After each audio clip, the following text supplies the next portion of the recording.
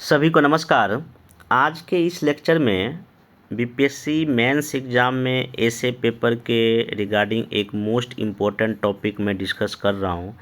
इस टॉपिक का नाम है मीडिया। मीडिया के साथ साथ इसमें जो भी सोशल मीडिया को भी हम लोग कवर करेंगे और ये डिटेल हम चर्चा करने जा रहे हैं कि मीडिया के टॉपिक से किस तरीके का निबंध बन सकता है, ठीक ना। और जो भी निबंध बनेगा उसमें कौन सा कंटेंट यूज किया जाए, क्या लिखा जाए, कौन सा दोहा, कौन सा पंक्ति, कौन सा कविता, कौन सा एग्जाम्पल, कैसे भूमिका लिखा जाए। मैं 3-4 तरह का भूमिका ही बताऊंगा।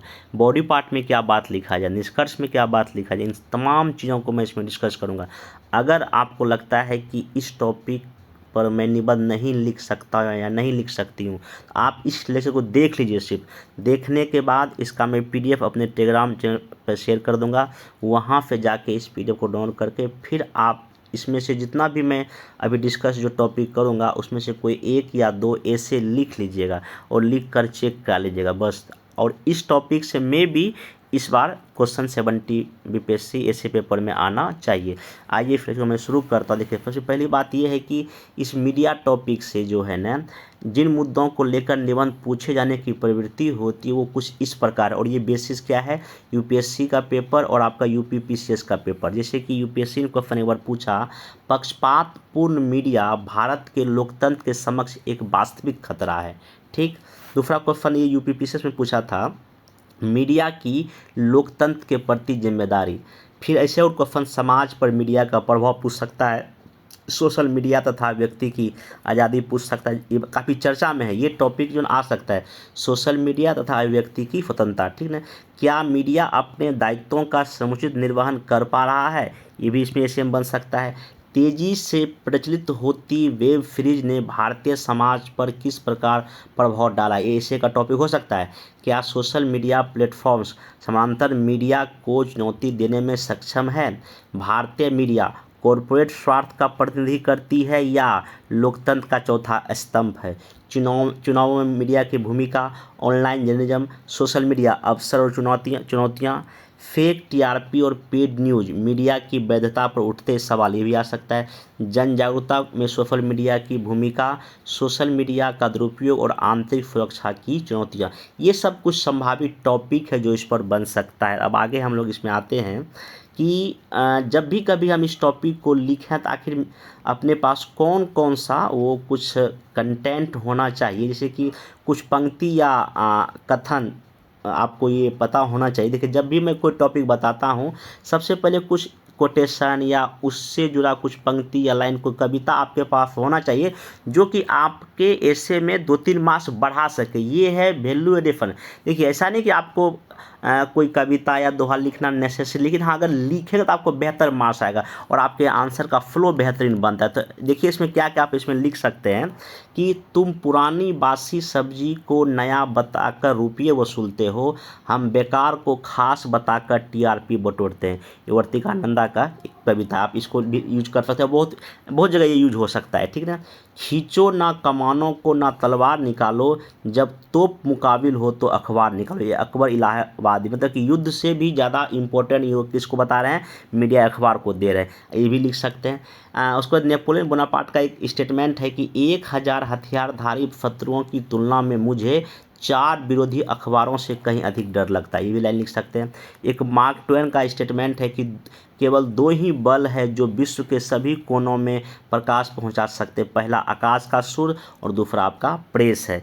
एक और आपका महात्मा गांधी का कथन है कि प्रेस प्रजातंत्र का चौथा स्तंभ है, यह निश्चय ही एक शक्ति है पर इसका दुरुपयोग करना अपराध है, महात्मा गांधी जी का। एक और है, कलम की धार, जो कलम की जो धार होती है वो तलवार से भी तेज होती है। आप ये जो 5-6 चीज़ बताया, मैं इसका आप कहीं भूमिका में यूज करें, बॉडी पार्ट में यूज करें, निष्कर्ष में यूज करें, आपको बेहतर मार्क्स दिला देगा। अब नेक्स्ट चलते हैं कि आखिर जब भी कभी हमको कोई मीडिया का टॉपिक आ जाए लिखने के लिए, हम किस तरीके की भूमिका लिखें। मैं 3-4 भूमिका बताऊँगा, आप लिखना सीख लीजिए। कई लोग कभी भी डाउट होता है कि हम इंट्रोडक्शन कैसे लिखें, आप देखिए कैसे लिखें, इससे सीखने का आप लोग प्रयास कीजिए। पहला इसमें आप लिख सकते हैं, लोकतंत्र का प्रहरी माने जाने वाले मीडिया का महत्व निम्नलिखित पंक्तियों से ढूंढा जा सकता है, ठीक ना। खींचो ना कमानों को ना तलवार निकालो, जब तोप मुकाबिल हो तो अखबार निकालो। उपरोक्त पंक्तियां दर्शाती है कि मीडिया बड़े से बड़े हथियार से लड़ने में सक्षम है, चाहे वो उपनिवेशवादी सरकार हो या तानाशाह का गुरूर, या स्वतंत्रता दिलाने की बात हो या सामाजिक न्याय को स्थापित करना हो, इन सभी में मीडिया की बड़ी भूमिका। अब देखिए यहाँ पे स्टार्ट देखिए जो कैसे किया गया, और जो ये जो हमने कविता लिखा, जस्ट यहाँ पे इसको लिंक कैसे किए। ये जो शब्द है उपरोक्त पंक्तियाँ दर्शाती है कि ये इसको लिंक करना बोलते। जब भी कभी आपको एक ऐसा दोहा पंक्ति कथन लिखा भूमिका में, जस्ट इसको इस पैराग्राफ से लिंक करें, इसको बोलते हैं फ्लो।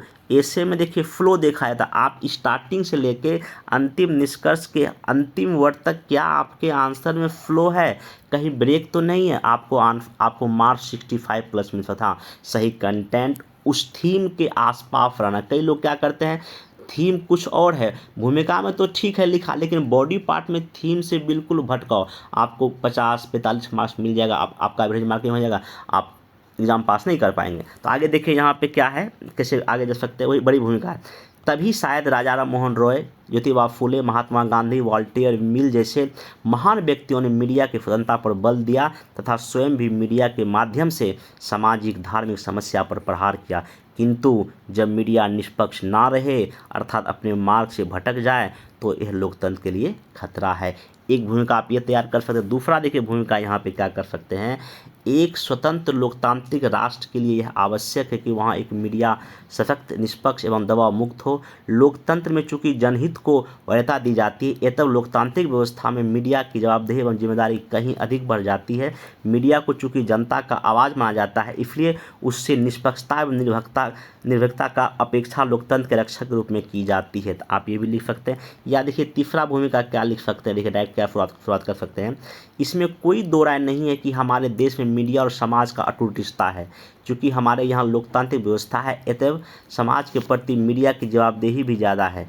यही कारण है कि उसे लोकतंत्र का चौथा स्तंभ कहा जाता है। मीडिया समाज का प्रहरी है और यह बात वह समय समय पर साबित करता रहा है। चाहे वह आपातकाल का दौर रहा हो अथवा जनहित से जुड़ा हुआ कोई आंदोलन, मीडिया ने समाज के बीच अपनी सार्थकता को स्थापित किया है। यही कारण है कि मौजूदा दौर में समाज की अपेक्षाएं मीडिया से बढ़ी है और उसे नागरिकों के अधिकारों की लड़ाई लड़ने वाले माध्यम के रूप में देखा जाता है। इसलिए कहा जाता है कि कलम की धार तलवार से तेज होती है। आप इसे पॉजिटिव पक्ष में लेकर कर सकते हैं। हाँ, बॉडी पार्ट में आगे कुछ नेगेटिव बात लिखिए, लेकिन ऐसा भी आप शुरुआत कर सकते हैं। चौथा देखिए शुरुआत इसमें क्या हो सकता है कि तुम पुरानी बासी सब्जी को नया बताकर रुपये वसूलते हो, हम बेकार को खास बताकर टीआरपी बटोरते हैं। एक कवि की उपरोक्त कविता हमें मीडिया और लोकतंत्र के संबंधों पर सोचने के लिए मजबूर करती है। अब देखिए मैं फिर बोलता हूँ, आप यहाँ कोई कविता लिखिए, नो डाउट है, लेकिन इस कविता को लिंक करने की कोशिश कीजिए। लिंक नहीं करेंगे, आपका फ्लो नहीं बनेगा, अच्छा लिखने के बाद भी मार्क्स नहीं मिलेगा। अब यहाँ देखिए वही क्या कोशिश क्या किया हूँ मैं, एक कवि की उपरोक्त कविता हमें मीडिया और लोकतंत्र के संबंधों पर सोचने के लिए मजबूर करती है। मीडिया को लोकतंत्र का चौथा स्तंभ कहा जाता है और जब विधायिका, कार्यपालिका, न्यायपालिका जनता के प्रति अपनी जवाबदेही ना भूल जाए, यह सुनिश्चित करना मीडिया का ही क्या है, काम है। ऐसे करके कर सकते हैं आगे इसमें। परंतु वर्तमान में ऐसा दिखता है कि मीडिया सिर्फ उद्योग और नफरत फैलाने वाले उपकरण बनकर रह गया है। भारत की मीडिया पर यह आरोप लगता है कि सत्ता पक्ष के लिए कार्य करती है, जबकि मीडिया का मुख्य कार्य सरकार की खबर लेने की थी, समाज को कदम कदम पर आईना दिखाने की थी। आगे इसमें क्या लिख सकते हैं, हत्या हुई सनसनी बनी, हत्या हुई फनफनी बनी, बलात्कार हुआ फनफनी बनी, चोरी हुई फनफनी बनी, डकैती हुई फनफनी बनी, हत्या कोई खास था, आज भी अखबार छपा पर ना खबर बनी ना फनफनी। आप ऐसे करके भी कर सकते हैं, मतलब कि ये भी एक भूमिका का तरीका लिखने का हो। मैं 4 तरीका से बताया, आप जैसा प्रश्न आवे एग्जाम में उस तरफ इसको अरेंज करके लिख लीजिएगा।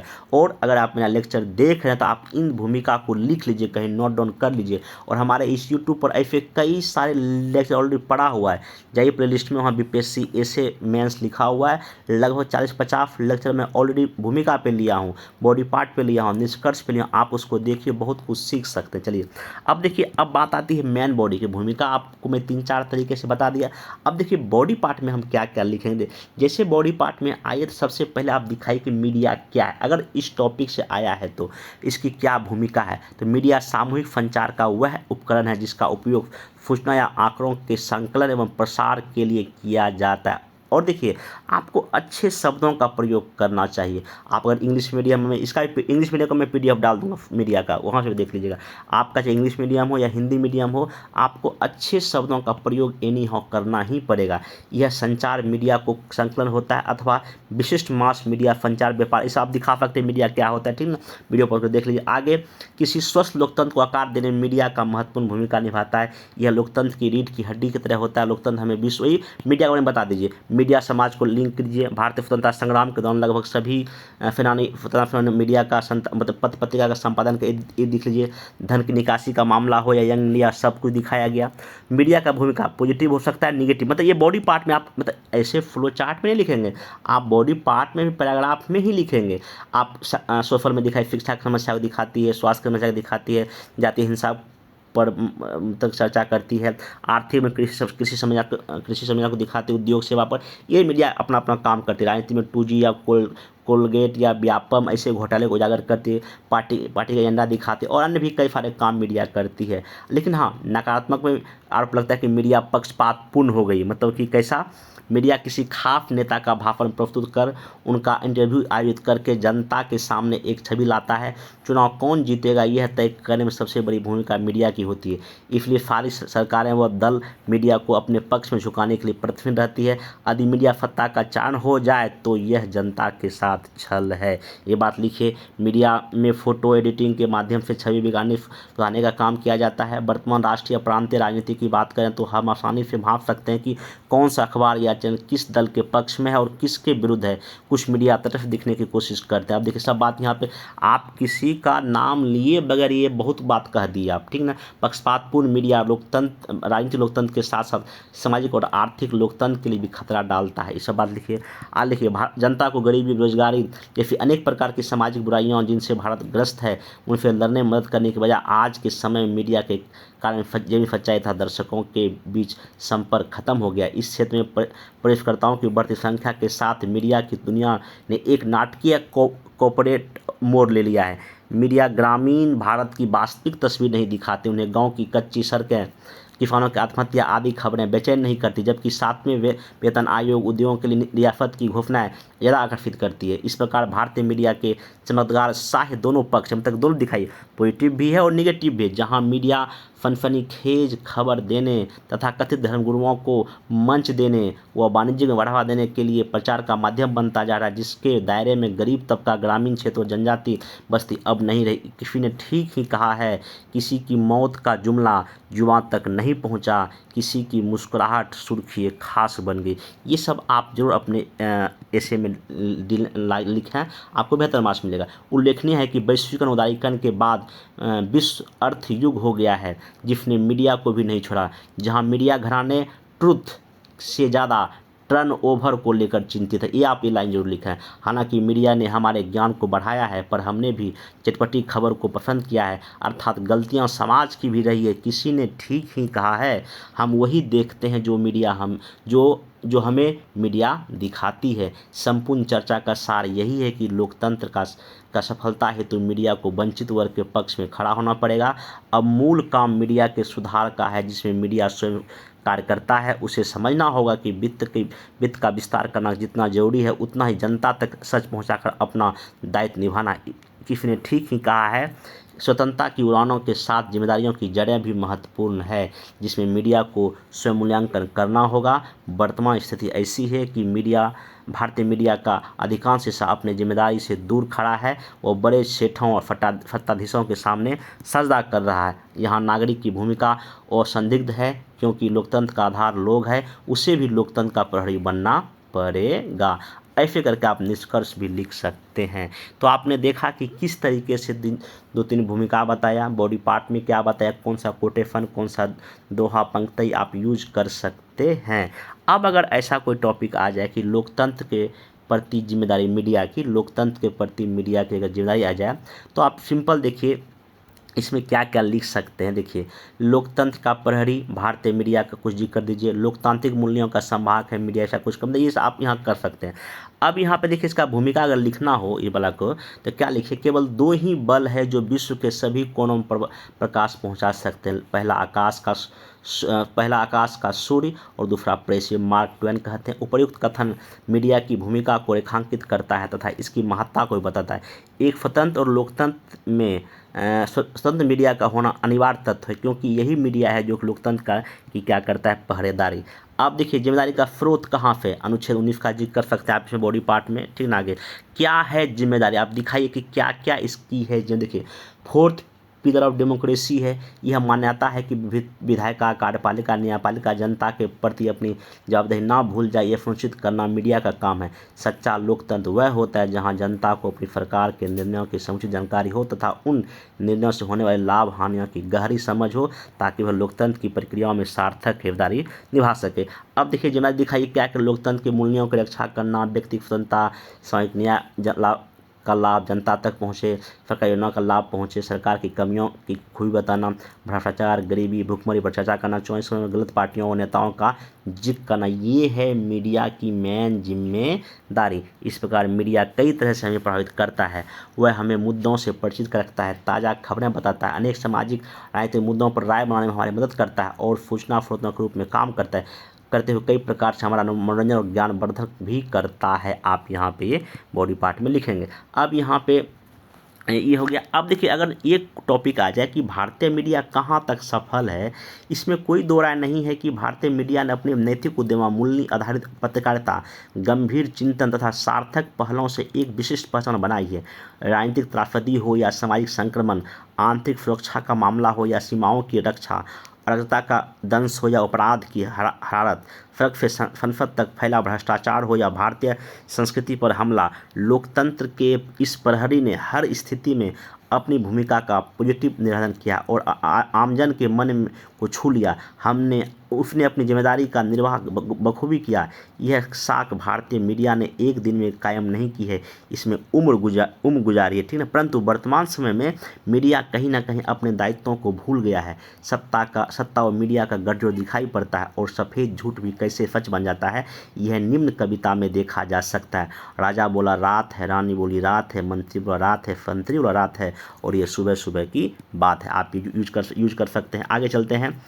मीडिया के समक्ष अब क्या क्या इसमें देखिए, कुछ अगर चुनौतियां अगर आपको लिखना है तो पहले, बाजारवाद का अड्डा बन चुका है, दंगा बड़े के मामले में संयम से काम नहीं लेती है, टीआरपी की चाह है, पेड न्यूज़ है, फेक न्यूज़ है, मीडिया ट्रायल है, धार्मिक उन्माद है, ठीक ना, पक्षपात का आरोप है, ये सब इसके सामने चुनौती है। चर्चा का सार यही है कि आज भारतीय मीडिया कई विसंगतियों से जूझ रही है, उसकी साख घट रही है, अतः आत्ममूल्यांकन की आवश्यकता है। स्वतंत्रता संघर्ष के दौरान पत्रकारिता से सीखने की जरूरत है। गांधी जी के सपनों के भारत के लिए काम करने की आवश्यकता है। मीडिया चाहे तो एक लोकतांत्रिक समाज का निर्माण कर सकता है जिसमें रंग, लिंग, क्षेत्र के आधार पर कोई भेद ना हो। वह अगर कटिबद्ध हो जाए तो धर्मों और तथा पंथों के बीच संवाद, समझदारी का माहौल बनाया जा सकता है। वह अगर चाहे तो लोगों को उनके अधिकार दिलाए जा सकते हैं और उनके सामाजिक उत्तरदायित्वों के लिए सचेत भी किया जा सकता है। मीडिया एक शक्तिशाली माध्यम है, उसकी अत्यंत सकारात्मक एवं नकारात्मक संभावना है। प्रश्न बस यह है कि वह किन हाथ में है, वे उसे कितने उद्देश्यों के तहत चला रहे हैं तथा आम जनता उसे किस रूप में ले रही है। आप इतना भी लिख सकते हैं। देखिए, कुछ फेक न्यूज़ का मामला इधर आया है, तो देखिए अगर ऐसा कुछ आ जाए आप इस मीडिया के टॉपिक में डाल सकते हैं। देखिए, फेक न्यूज़ क्या है, कोई ऐसी भी सूचना जो अंशतः या पूर्णतः गलत या भ्रामक हो, उसे फेक न्यूज़ कहते हैं, ठीक है। आप ये कुछ का भूमिका लिख सकते हैं। दूसरा जो है, इसका माध्यम क्या है, मोबाइल में आता है इंटरनेट पे, व्हाट्सएप पे, फेसबुक पे पेड न्यूज़ के तहत फेक न्यूज़ फैलाए जाते हैं। उद्देश्य इसका फेक न्यूज़ का क्या होता है, राजनीतिक लाभ प्राप्त करना, प्रचार सामग्री को खबर बनाना, चुनाव जीतना, धार्मिक उन्माद फैलाना, मूल मुद्दों से भटकना, ये सब इसका कहने का उद्देश्य होता है। रोकने का उपाय क्या है, देखिए देश की एकता, अखंडता आदि के आधार पर जो दंडित किया जाता है आर्टिकल 19(2) में, प्रेस परिषद अधिनियम के तहत भी दंडित किया जाता है और आईटी एक्ट भी है रोकने के उपाय के तहत। अब ये बॉडी पार्ट में कहीं ना कहीं लिख सकते हैं। अब आते हैं सोशल मीडिया। देखिए, ये अलग फिर आफत। देखिए, मीडिया एक तो इलेक्ट्रॉनिक मीडिया है, प्रिंट मीडिया है, ठीक है ना, सोशल मीडिया, कई प्रकार होते हैं। अब यहाँ पे क्या, अगर इसमें टॉपिक पर आए क्या क्या कर सकते हैं, जहाँ तक आप सोच सकते हैं दुनिया के सभी क्षेत्रों में कंप्यूटर द्वारा सुधार हुआ है, संचार सहयोग और क्षमता के अद्भुत विकास हुआ है। सोशल मीडिया ऐसे लोगों की भी सूचनाओं को संप्रेषित करने तथा अपनी आवाज़ को पहुंचाने की क्षमता प्रदान करता है, जिन्हें कभी भी नहीं सुना गया। ये बिल गेट्स का स्टेटमेंट है, इसमें भी आप यहाँ पे पुट कर सकते हैं। सोशल मीडिया इंटरनेट से संबंधित विभिन्न सोशल साइटों का एक समूह है जो लोगों को आपस में जोड़ने, उनको अपने विचार तथा मतों को एक स्वतंत्रता पर रखने के लिए एक व्यापक मंच उपलब्ध कराता है। इसका इस्तेमाल कर कोई भी व्यक्ति अपनी बातों को लोगों के सामने स्वतंत्र रूप से रख सकता है। ब्लॉग, फेसबुक, ट्विटर से आप यहाँ पे इसके टाइप इसके रूप की चर्चा करें। अब सोशल मीडिया किस प्रकार लाभदायक, इसके बॉडी पार्ट में देखिए क्या क्या लिखेंगे। संचार एवं सूचना का साझा करने का मंच है, सूचना का भंडार है, मनोरंजन का माध्यम है, महत्वपूर्ण विषय पर अपना राय प्रदान कर सकते हैं, दूसरों का राय जान सकते हैं, बहुत आसानी से अलग अलग समूहों जैसे शैक्षणिक, व्यावसायिक, राजनीतिक, सामाजिक कल्याण आदि से आप जुड़ सकते हैं ग्रुप बना के, कोई दिक्कत नहीं। लोगों का समाजीकरण होता है, ऑनलाइन ग्राहक मिल जाता है, व्यवसाय में वृद्धि होता है। अब देखिए इसका प्रभाव, वही पॉजिटिव प्रभाव और क्या डालिए निगेटिव प्रभाव, समाज में, संस्कृति में, राजनीति में, आर्थिक में, विदेशी में, जनता सरकार में, सभी के पॉइंट आप निगेटिव पॉइंट भी आप यहाँ इसमें लिख सकते हैं। देखिए समाज में देखिए क्या क्या प्रभाव पड़ता है। ऑनलाइन रहने वाले लगभग 2/3 भारतीय विभिन्न सोशल साइट जैसे फेसबुक, ट्विटर आदि पर अपना अपना अधिक समय व्यतीत कर रहे हैं, मित्रों से संपर्क करते हैं। भारतीय राजनीति में क्या प्रभाव पड़ रहा है। गेम चेंजर के रूप में पार्टी अपना प्रचार करती है। मोदी जी 2019 में, 24 में, सब में कहीं ना कहीं एक प्रचार का माध्यम उन्होंने किसको बनाया, सोशल मीडिया को बनाया। व्यवसाय पर प्रभाव पड़ रहा है। अमेजन है, फ्लिपकार्ट अपना प्रचार करती है, विज्ञापन डालती है, भी देख लीजिए। अब सोशल मीडिया के देखिए निगेटिव प्रभाव में क्या कीजिए। गिरा हुआ हूँ मैं हर तरफ से, है आईने में हवा की दफत। उपरोक्त पंक्तियाँ सोशल मीडिया का डर बयां करती है। अधिक समय व्यतीत करने से लोगों के शारीरिक और मानसिक स्वास्थ्य पर बुरा प्रभाव पड़ता है। एकाग्रता में कमी होता है, डेटा लीक हो सकता है आपका, ठीक ना। साइबर फ्रॉड, हैकिंग की घटनाएं, पोर्नोग्राफी, धार्मिक उन्माद, ये सब कहीं ना कहीं इसके निगेटिव हैं। कई तरह के कानून भी, IT एक्ट 2000 है, आपराधिक प्रक्रिया संहिता 1973 है, ताड़न है 1985, इसके तहत जो कहीं ना कहीं आपका सजा का प्रावधान है। उपाय देखिए क्या क्या कर सकते हैं। देखिए ये दोनों चीज़ है, सोशल मीडिया वरदान भी है, मतलब पॉजिटिव प्रभाव भी और निगेटिव प्रभाव दोनों आप दिखा सकते हैं। अतः विनियमन की आवश्यकता है, अलग एजेंसी निर्माण करने की आवश्यकता है। ऐसे करके आप इसको जो है ना ख़त्म कर सकते हैं। अब अगर एक क्वेश्चन अगर आ जाए कि जन जागरूकता में सोशल मीडिया की क्या भूमिका, अगर ऐसा कर पूछ दे, देखिए आपको लगभग 800 वर्ड BPSC में लिखना, 800 वर्ड मैक्सिमम जा सकते हैं, 850 तक अगर है तो लिखना, 800 तक आप पढ़िए। देखिए इसमें आप लगभग देखिए अभी से क्या कीजिए कि भूमिका लगभग 100 या 150 वर्ड, निष्कर्ष में 100 वर्ड, लगभग 200 वर्ड, 250 वर्ड आपका खत्म हो। बाकी जो आप 550 या 650 वर्ड बचा, आप उसमें 5-6 पैराग्राफ लिखिए। हर एक पैराग्राफ में कोशिश कीजिए 80-90 वर्ड लिख के आप आंसर को ख़त्म, या नहीं तो 800 वर्ड लिखना है ना, फंडा रखिए क्लियर, हर एक पैराग्राफ में 80 वर्ड गुना 10 पैराग्राफ ख़त्म आंसर। तो ऐसे करके आप तैयार कर सकते हैं अगर आप प्रैक्टिस करेंगे तो। अब देखिए इसमें क्या क्या लिख सकते हैं कि टॉपिक है जन जागरूकता में सोशल मीडिया की भूमिका। देखिए भूमिका में आप क्या लिखिए, किसी घटना का आप एग्जाम्पल दीजिए, कोई रियल घटना हो सकता है या कुछ भी, या कोई कोटेशन दोहा लेकर आप आराम से शुरू कर सकते हैं, ठीक ना। अब देखिए पैराग्राफ फर्स्ट में जो है ना, देखिए जन जागरूकता में सोशल मीडिया की, देखिए इसमें आप मी टू मूवमेंट का एग्जांपल ले सकते हैं। जो महिलाओं के साथ जो कार्यस्थल पर जो उनके साथ हिंसा या यौन शोषण हुआ, मी टू मूवमेंट पूरी दुनिया में फैल गया था, याद कीजिए आज से 3-4 साल पहले। आप मी टू मूवमेंट या कोई और घटना आप ले सकते हैं जो आसपास, या कोई देखिए अभी ट्रेंडिंग जो करता है ट्विटर पर या कोई भी चीज़, तो वहाँ से आप इसको ले सकते हैं, ठीक ना। अब दिखाइए सेकंड में कि सोशल मीडिया क्या है। पैराग्राफ 2 में इसकी पहुँच कहाँ और कितने लोगों तक है। पैराग्राफ 3 में जनता और लोकतंत्र में इसका क्या एंगल दिखाइए। पैराग्राफ 4 में सोशल मीडिया के कई मुद्दे को उठा रही, उसको भी दिखाइए, जनता का क्या मुद्दे हैं, सरकार जागरूक कर रही है, केंद्र सरकार, राज्य सरकार का मुद्दे दिखाई। पैराग्राफ 6 में महत्वपूर्ण एग्जाम्पल कोविड-19 का दीजिए, शिक्षा का, स्वास्थ्य का, इनमें कई सारा एग्जाम्पल देके। फिर इसमें एक दो बिहार का भी, बाढ़ के समय में क्या इसका रोल होता है, फिर जन जागरूकता का इसका क्या प्रभाव पड़ता है, फिर निगेटिव पक्ष भी लिखिए। अंतिम में अगर कुछ सुझाव है और अंतिम में आप निष्कर्ष देकर आंसर क्या कर दीजिएगा, ख़त्म कर दीजिएगा, तो आपका ये पूरा इसमें हो जाएगा। देखिए अब इसमें जो है ना, अब देखिए इसी टॉपिक को कैसे दूसरे तक भूमिका आप लिख सकते हैं, या तो कोई कहानी या कोई स्टोरी ले लीजिए, या कोई रियल घटना से, या नहीं तो ऐसा कर सकते हैं। इसमें कोई दो राय नहीं है कि इंटरनेट विज्ञान की वह अद्भुत देन है जिसने दुनिया को बदल कर रख दिया है। आज हर घर के कंप्यूटर, हर हाथ के मोबाइल में पूरी दुनिया आज नेटवर्क के सहारे मुट्ठियों में है। सोशल मीडिया अब संचार का अद्भुत माध्यम बन चुका है। क्षण भर में ही सोशल मीडिया द्वारा निम्न मध्य वर्ग की समस्याएं लाखों लोगों तक पहुंचने में कामयाब रही है। या #MeToo का आप एग्जाम्पल दे दीजिए, ठीक ना। जैसे सोशल मीडिया अभियान का पॉजिटिव प्रभाव सामने आया है। सदियों की ठंडी बुझी राख सुगबुगा उठी, मिट्टी सोने का ताज पहन इठलाई है। दो राह समय के रथ का घर घर नाद सुनो, सिंहासन खाली करो की जनता आती है, ठीक ना। हिंदी के महान कवि श्री रामधारी सिंह दिनकर की उपरोक्त पंक्तियां आज सोशल मीडिया के संदर्भ में सटीक बैठती है। सोशल मीडिया संचार क्रांति का प्रमुख साधन बन चुका है।